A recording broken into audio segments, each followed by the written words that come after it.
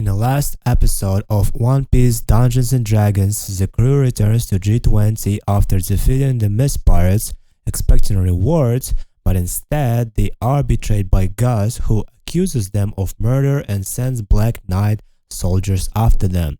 After fending off these attackers, they regroup in the G20 shipyard, realizing the situation is dire.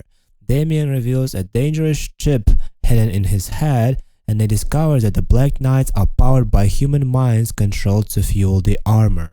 The team debates their next move, deciding to infiltrate Jepper's factory to use the Black Knights against their enemies. Along the way, they get Grandpa Mako, a frail old man who transforms into a monster when his sea prism cuffs are removed. They convince him to keep the cuffs on and take him along for their stealth mission. Damien disguises himself as Gus to fool a machine guard, buying time for the crew to sneak into the factory. Once inside, they face Malice, a former enemy now leading the Black Knights. A tense battle ensues, with the team struggling against the heavily armored Knights. In the heat of combat, they discover the tragic truth that the Knights are being powered by dead humans. As the battle intensifies, the team targets Malice's helmet, eventually cracking it open. Yokon delivers the final blow, defeating Malice.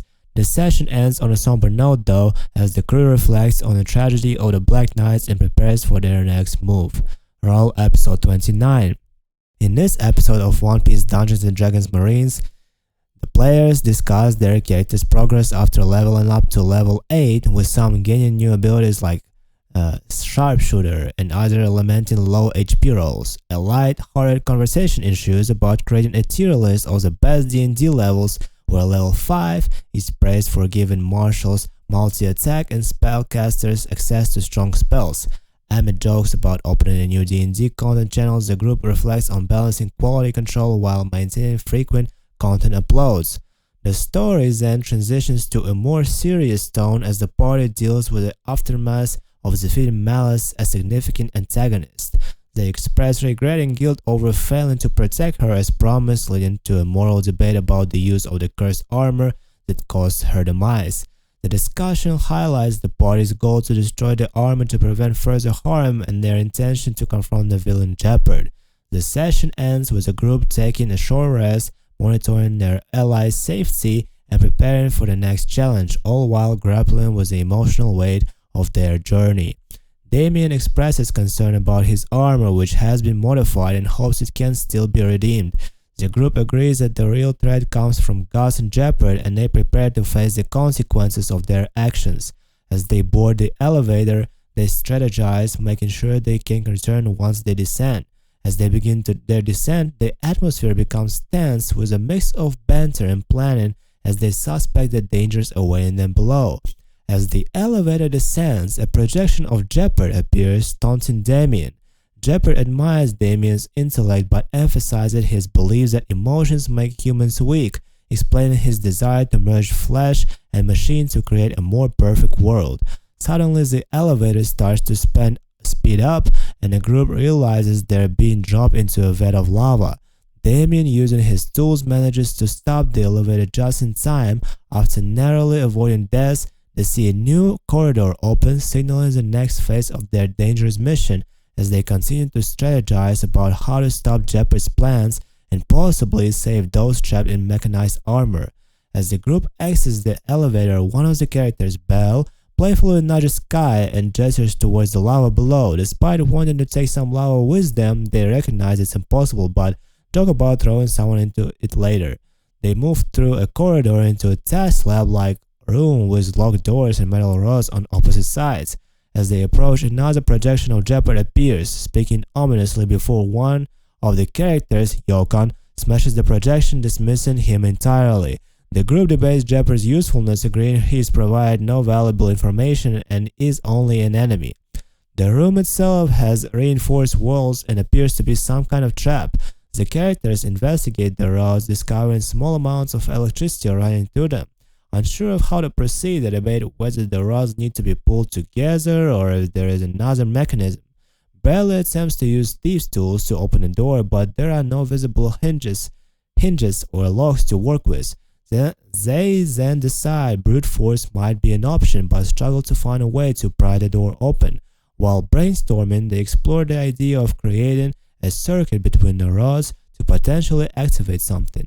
After some failed attempts to tie a fishing line between the rods, which leads to one character being electrocuted, Kai, they decide they need a more conductive material. They consider using copper wire and decide to retrieve some from the elevator, though this would cause the elevator to collapse into the lava.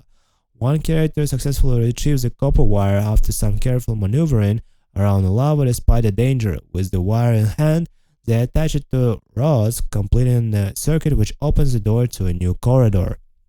Despite the success, some characters suffer from electric shocks during the process. However, they press on, determined to continue. The door opens, revealing another corridor, and one character makes a light-hearted comment about how easy it was in the end. With some playful banter about their roles and effort, they head down the corridor prepared for whatever challenge lies ahead. That character was Yokon, by the way. The group finds themselves in a rising water situation where they try to play a sport to avoid drowning. Despite their confusion, they manage to dunk the ball but struggle with dice rolls not coming through properly in the game. As the water rises, the player attempts to figure out where it's coming from. After some investigation, they discover small holes in the walls from which the water is flowing. They work together using scraps of armor to block the water, slowing the flow. As the water rises, the group starts complimenting each other, which strangely causes the water to lower. They realize that by uplifting one another and working as a team, they can affect their environment. After a series of compliments and encouraging words, the water recedes completely and they are able to move on to the next room. This room is filled with pipes, and the face of their antagonist, Jeopard, appears once again. Jeopard taunts the group, revealing that their success depended on their teamwork and positive thinking. He admits he finds enjoyment in watching them struggle but acknowledges their special nature. He then introduces the next challenge, hinting that one of the group members, Kai, will face a personal test. As the group braces for this new ordeal, a figure from Kai's past, his uncle Jiro, appears in a suit of armor, weapon in hand, ready for a confrontation. Kai is shocked, recognizing his uncle, but Jeopard mocks the situation, saying it's a test to see who is stronger. Despite the modifications and mind control inflicted on his uncle, Kai knows the truth. This is still his family. As the battle looms, Kai must grapple with the reality of potentially fighting a loved one manipulated into becoming his enemy. Bell gets caught by Jiro's inky vines. Apparently, he has some octopus-type devil fruit. Kai frees Bell from the vines, allowing her to escape into a nearby pipe in an effort to surprise the enemy from behind. Damien, restrained but not incapacitated, strategizes by releasing his helper, Chopper, and using his athleticism to break free.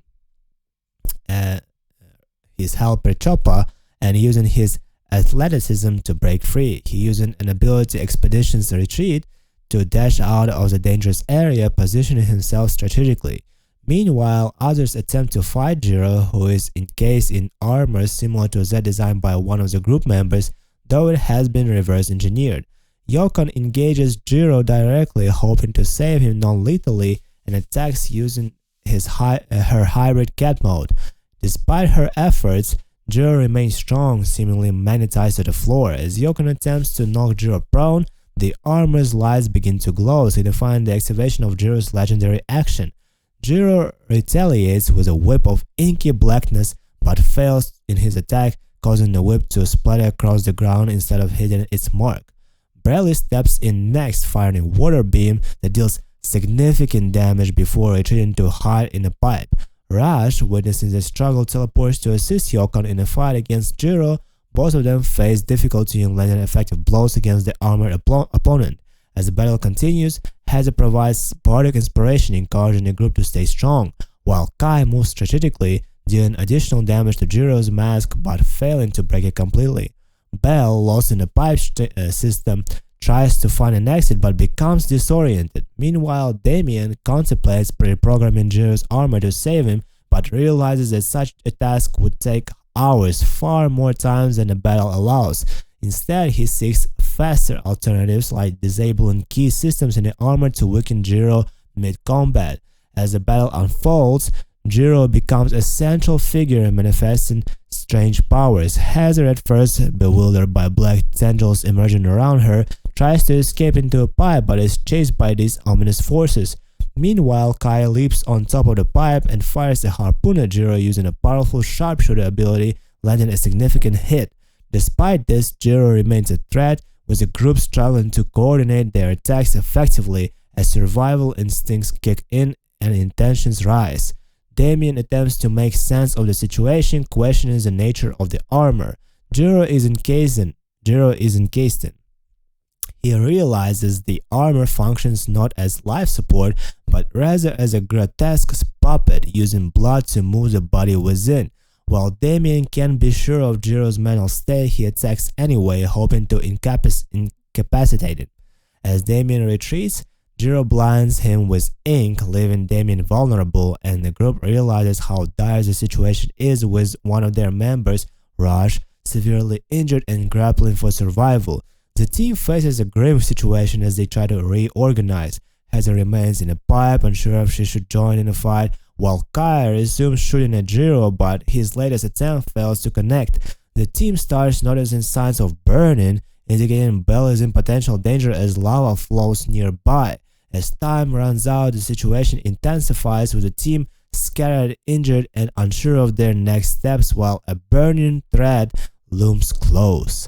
To be continued.